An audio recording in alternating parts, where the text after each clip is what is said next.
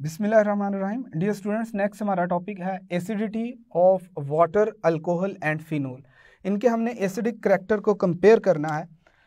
तो जैसा हमारी बुक में एक ऑर्डर दिया हुआ है, इम्पोर्टेंट ऑर्डर है। आपके पास जो कार्बोक्सिलिक एसिड्स हैं ये सबसे ज़्यादा एसिडिक इन नेचर हैं। इसके बाद आपके पास है phenol, then water and least acidic are phenol, ROH। अब इसमें हमने दो तीन चीज़ों को समझना है। सबसे पहले हम ये देखते हैं कि फिनोल में भी OH ग्रुप मौजूद है और अल्कोहल में भी OH ग्रुप मौजूद है, लेकिन फिनोल जो है वो ज़्यादा एसिडिक है देन अल्कोहल। इसकी रीज़न क्या है? एक स्ट्रॉन्ग एसिड वो है जो जल्दी हाइड्रोजन आयन दे देगा। जब आपके पास फिनोल हाइड्रोजन आयन देता है तो आपके पास फिन ऑक्साइड बन जाता है। इस फिन ऑक्साइड के अंदर रेजोनेंस पाई जाती है प्लस H पॉजिटिव। इस फिन ऑक्साइड में रेजोनेंस होती है और रेजोनेंस की वजह से ये स्टेबल होता है। चूंकि इसकी प्रोडक्ट फिन ऑक्साइड ज़्यादा स्टेबल है, that's why phenol is more acidic in nature. जबकि अल्कोहल्स की अगर हम बात करें तो अल्कोहल्स अगर हाइड्रोजन आयन देंगी तो हाइड्रोजन आयन दे के ये अल्कोऑक्साइड आयन्स बना देती हैं, और अल्कोऑक्साइड आयन्स चूंकि लेस स्टेबल हैं क्योंकि इनमें रेजोनेंस नहीं है, इस वजह से एसिडिटी अल्कोहल्स की कम है। एक MCQ हम डिस्कस करते हैं। ऑप्शन में लिखने जा रहा हूं। अल्फा ऑप्शन है हमारे पास 2, चार्ली ऑप्शन है हमारे पास 4, beta option is 5, delta option is 6। Question is how many resonating structures are possible for phenoxide. इसके आपने बताने हैं resonating structures of phenoxide. Phenoxide के कितने रेजोनेटिंग स्ट्रक्चर्स बनते हैं? तो हम डिस्कस करते हैं फिन ऑक्साइड के रेजोनेटिंग स्ट्रक्चर्स। अगर हम देखें तो फिन ऑक्साइड है हमारे पास O नेगेटिव, ये इसमें बेंजीन रिंग है जिसमें 3 अल्टरनेटिव डबल बॉन्ड्स होते हैं। इसका अगर रेजोनेटिंग स्ट्रक्चर देखा जाए तो नेगेटिव चार्ज जो है इसके 2 इलेक्ट्रॉन्स इधर शिफ्ट होते हैं, यहाँ पर बॉन्ड डबल हो जाएगा और ये वाला बॉन्ड ब्रेक हो जाएगा और यहाँ पर ये नेगेटिव साइन के साथ अपीयर होगा। एक दफ़ा मैं इसे एक्सप्लेन कर देता हूँ। अगर ये O नेगेटिव है, सिंगल बॉन्ड C, ये इस तरह से आपके पास ये नीचे जो इसकी रिंग है वो एस्टैब्लिश होती है। अब जब O नेगेटिव नीचे ये बॉन्ड में कन्वर्ट होगा तो इस कार्बन के टोटल बॉन्ड हो जाएंगे 5। चूंकि कार्बन 5 बॉन्ड नहीं बना सकता तो इसे एक बॉन्ड ब्रेक करना पड़ेगा। तो इसका ये जो पाई बॉन्ड है ये एक बॉन्ड ब्रेक कर देगा जो यहाँ पर शिफ्ट होगा in the form of negative charge. तो आपके पास जो नेक्स्ट इसका स्ट्रक्चर बनेगा वो कुछ इस तरह से होगा।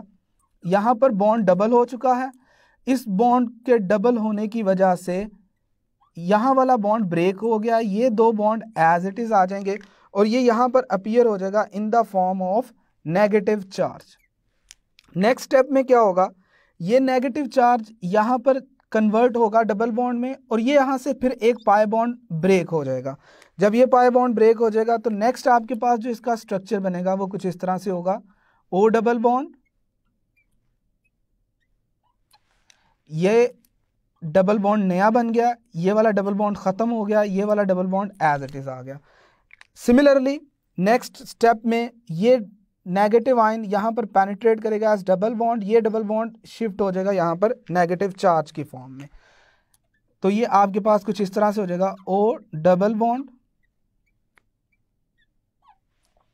ये आपके पास बॉन्ड एज इट इज आ गया, ये नेगेटिव चार्ज यहाँ पर डबल बॉन्ड में कन्वर्ट हो गया, ये नेगेटिव आयन आ गया।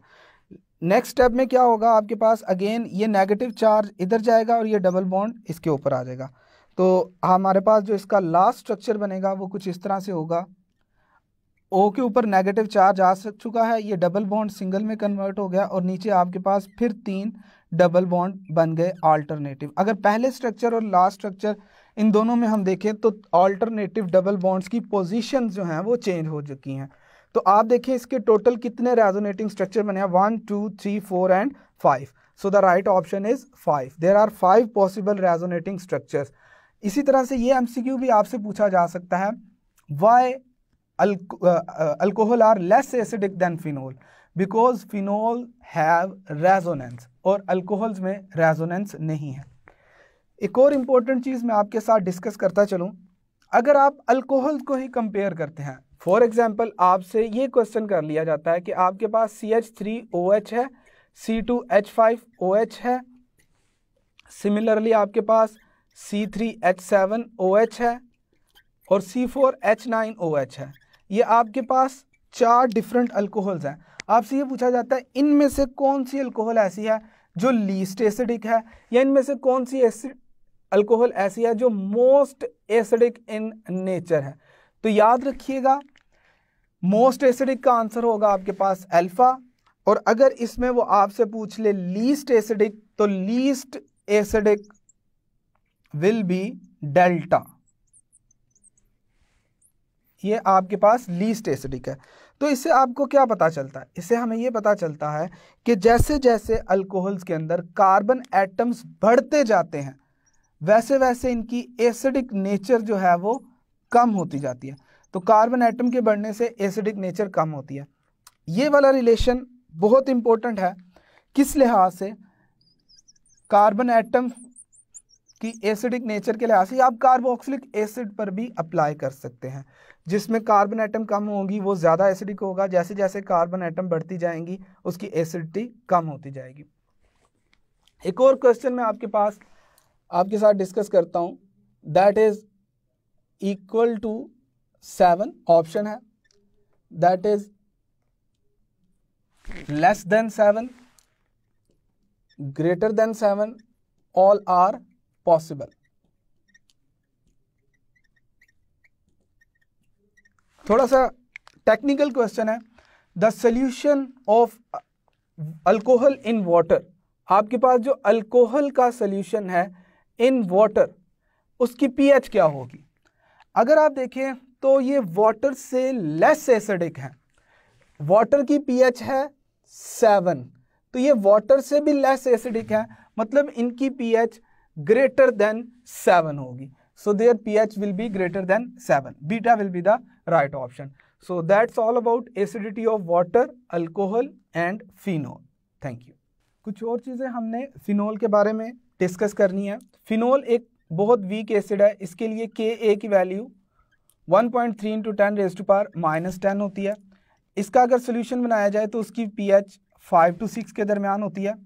फिनोल इतना वीक एसिड है कि ये एक एसिड की प्रॉपर्टी है कि वो कार्बोनेट्स और बाइकार्बोनेट्स में से कार्बन डाइऑक्साइड इवॉल्व करते हैं, लेकिन ये इवॉल्व नहीं करवा सकता, can not evolve CO2 from carbonates and bicarbonates.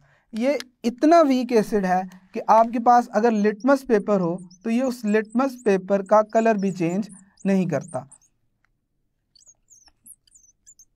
Litmus paper का कलर चेंज भी ये शो नहीं करेगा। सो ये फिनोल की कुछ और एसिडिक नेचर से रेलिवेंट प्रॉपर्टी थी। That's all from acidic nature of water, alcohol and phenol. Thank you.